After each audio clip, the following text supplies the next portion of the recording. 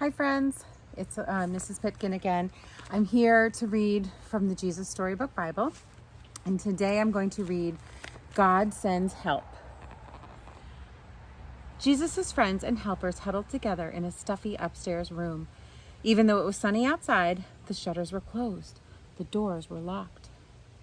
"Wait in Jerusalem," Jesus had told them. "I'm going to send you a special present. God's power is going to come into you. God's Holy Spirit is coming." So they were, waiting. Actually, most of what they were doing was just being scared and hiding. You can't blame them. Their best friend had left. The important people and leaders were after them, and Jesus had given them a job they didn't know how to do. As they waited, they were praying and remembering how from the beginning, God had been working out his secret rescue plan. Suddenly, a strong wind filled the little room, whistling through the walls, rustling the straw on the floor. And there, on everyone's heads, shining in the gloom, were flickering flames, fire that didn't hurt or burn. And something more.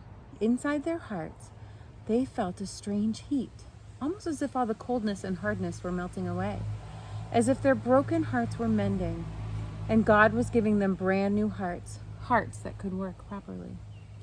How it happened they didn't know, but they knew God's power had struck their hearts ablaze, and Jesus himself was coming to live inside of them. They had seen Jesus go away, but now he was closer than he had ever been inside their hearts. And this time, nothing could ever separate them. Jesus would always be there, with them, loving them, whispering the promise that would get rid of the poison and the terrible lie and the sickness in their hearts.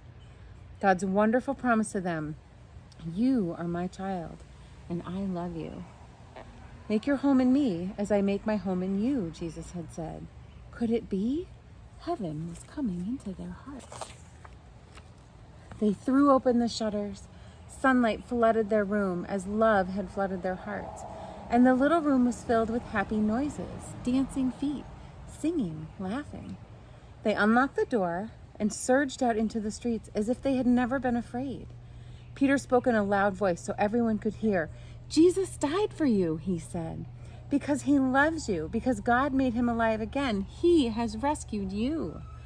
People stopped and listened. The words sank down deep in their hearts and worked like a medicine that makes you well, like the antidote to a deadly poison, like a kiss that wakes you from a deep sleep. "Stop running away from God," Peter said. "Run to him instead so he can love you and make you free."